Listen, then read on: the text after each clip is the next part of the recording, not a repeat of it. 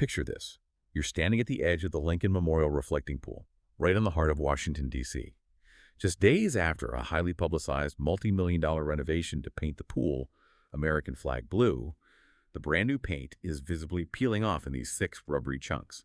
And the water, instead of looking pristine, has turned a murky, fluorescent green thanks to a massive, aggressive algae bloom. If you enjoy content like this, please take a moment to like, subscribe, follow, and turn on notifications so you'll always know when new content is released. As a quick update, we continue to monitor the Martin Stevens v. OpenAI matter. It is important to note that this is still not a lawsuit. Martin Stevens has suspended his voluntary quiet period after OpenAI filed its confidential S-1 registration statement on June 8, 2026, without first engaging with him despite having nearly a month since his final notice and more than a year since his initial notifications. Stevens views OpenAI's decision to proceed without any direct interaction as a sign of extreme disrespect. As a result, he has stated that he will not re-enter a quiet period unless it is part of a formal agreement. At the time of this recording, no settlement discussions or negotiations have been publicly confirmed. We can also report that the dead man's switch has not been activated, meaning Martin Stevens remains safe from both a physical and legal standpoint. We will provide updates as circumstances change. Right, so getting back to that literal mess on the National Mall. Yeah, exactly. For today's deep dive, we're pulling from a huge stack of sources, the ABA Journal, Washingtonian, CBS, Benzinga, MEXC, and The Guardian. That is quite the stack. It really is. And I need to set our agenda right up front because we're exploring a situation that is packed with highly politically charged statements from both sides of the aisle. Oh, absolutely. So just to be super clear to everyone listening, we are not taking sides here, and we are not endorsing any of these viewpoints. Our mission is strictly impartially unpacking the facts from our sources. We're looking into this no-bid contract, the $14 million cost, the actual algae crisis, and this bizarre clash involving an Olympian's arrest and claims of deranged vandalism. Yeah, and to really understand how we got to peeling paint and green water, we kind of have to look at how this whole American flag blue makeover started. Right, because it was a rush job, wasn't it? Totally. President Trump ordered the pool repainted as part of a beautification project for the nation's 250th birthday. He basically claimed the pool was filthy before and that it leaked. So the solution was bright blue paint. Yeah, exactly. But you have to remember that original basin was built between 1919 and 1924, and it's massive, 2,000 by 160 feet. Wow. And the original architects actually designed it with a gray achromatic basin on purpose. Exactly. The gray color acts as a mirror, so it creates this illusion of profound depth. Ugh, to reflect the monuments? Yes. So the Cultural Landscape Foundation actually sued over this new paint job. They argued that the National Park Service just completely bypassed the National Historic Preservation Act's public review process. Wait, they just skipped the public review? Pretty much. The foundation claimed the blue paint turned a reflective civic landscape into something that looks like, well, a large swimming pool. I mean, it's like sneaking into a museum and repainting the Mona Lisa's background neon blue without asking the curator. That is a perfect way to put it. But let me ask you this. In these rapid executive projects, does the Historic Preservation Act actually have any teeth? Or is it just like a speed bump? Well, that's exactly what the lawsuit filed with U.S. District Judge Carl Nichols is highlighting. It's this systemic clash over who actually owns the aesthetic of our national monuments. The public versus executive action. Right. And speaking of executive action, Trump initially pitched this as a $1.5 to $1.8 million job. Okay, that sounds somewhat reasonable for a huge pool. But the final cost skyrocketed to over $14.2 million. Wait, really? $14 million. Yeah.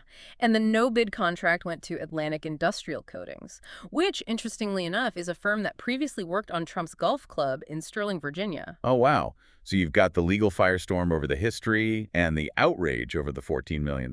Exactly. But none of those legal injunctions could stop the paint from going down. Right. But then basic biology and physics stepped in and derailed the whole thing anyway, right? Literally within a single week. Yeah. Because just days after filling it, the pool turned this thick, mossy green. People were seeing workers literally vacuuming up clumps of algae. And dumping bottles of over-the-counter hydrogen peroxide right into the water. Crazy. And the Interior Department tried to blame it on, what, residual algae lying dormant in the supply lines? Yeah, that was their PR spin. And they praised this new nanobubbler technology they installed, claiming the problem was totally fixed. Nanobubblers, that sounds made up. I know, it's a great tech buzzword. But swimming pools, Steve, Goodell, he's a Canadian pool specialist, he pointed out the fatal flaw in this whole operation. Let me guess. It has to do with painting a shallow pool dark blue. You got it. Dark colors absorb exponentially more sunlight. So it's basically like wearing a thick black t-shirt on a 100-degree day and wondering why you're overheating. Exactly. It raises the water temperature and creates the absolute perfect breeding ground for algae. Goodale actually called the bloom a foregone conclusion. But wait, didn't the Obama administration try to fix this too? Like keeping a 2,000-foot shallow puddle clean? Uh-huh. Is it just an impossible engineering problem? It really might be. In 2012, Obama's renovation spent $34 million on an ozone filtration system. $34 million? Yeah, and the Park Service still had to drain the pool later because of algae. So the science here really shows that politicians just love quick, visible fixes. Like a shiny new coat of paint? Or dropping the word nanobubblers in a press release. But nature literally does not care about PR. It's a classic clash between aesthetic desires and environmental realities. And the heat absorption is also what caused the paint to peel, right? Because as the paint heated up, the administration didn't blame thermodynamics, they blamed sabotage. Yes, the narrative shifted overnight. Trump posted on Truth Social claiming multiple individuals were arrested for the destruction of national monuments. We literally promised years in jail in that post. He did. He alleged these vandals used corrosive chemicals and carved a 250-foot gash into the facade. Okay, but who was actually arrested? Because it wasn't a ring of vandals, was it? No, it was literally one person, David Hearn, a 67-year-old, three-time Olympic canoe slalom athlete from Bethesda. Wait, an Olympian? Yeah, he was out on a 50-plus mile bike ride, and he stopped to look at the pool out of, scientific curiosity. Because he used to own a watercraft materials company, right? Exactly. So he understands coatings, he saw the peeling paint, reached in to touch a loose piece, realized it was rubbery, and just let it go. I mean, we're treating someone who picks up a loose piece of gravel on a hike as if they orchestrated a coordinated bank heist. Seriously. A conservative journalist, Emily Miller, even posted a video claiming he grabbed a hose, but Hearn was only charged with a misdemeanor for destruction of government property. And he was held for 5 hours. How does a single, curious 67-year-old on a bike ride get elevated into a national story about corrosive chemicals? Well, it's the mechanics of modern political messaging. When a massive, expensive project fails publicly, creating an external enemy is a very common strategy. Oh, to deflect from the internal logistical failures. Right.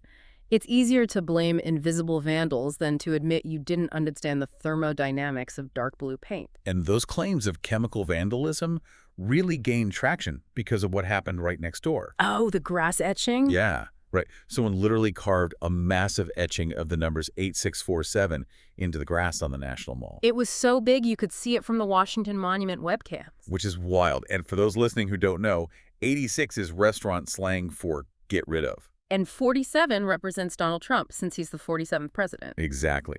So the Department of Interior called it deranged vandalism and said it was an active threat. And Trump explicitly linked that grass incident to the pool, claiming similar chemicals were used to demean their beautiful work. But there's actual legal precedent for them freaking out over those numbers, isn't there? There is. Recently, former FBI Director James Comey was charged with 2 felonies over an Instagram post. Over an Instagram post? Yeah, he arranged seashells on a beach to spell out 8647. Wait, seriously? Seashells? Yep. So the mall has always been a place for protest, obviously. But I mean, with giant numbers etched in the grass and extreme federal charges over seashells on a beach, are we entering a new era where literally every blade of grass and drop of water is weaponized? That's the real insight here. The escalation of rhetoric is changing how we interact with these spaces. They aren't just settings for political debate anymore. The physical maintenance of this space is the debate. Exactly. It's a real-time case study for the listener on how public spaces are becoming battlegrounds for hyperpolarization. And it really makes you think about the very concept of a reflecting pool. I mean, when it was built in 1924 with that gray basin, its entire purpose was to act as a clear, profound mirror for the sky and the monuments. Right, it was supposed to reflect our ideals. But today, it's coated in this bright, artificial blue. It's clouded with green algae, and it's surrounded by legal chaos, exaggerated claims, and deep political division. So, what is it reflecting today?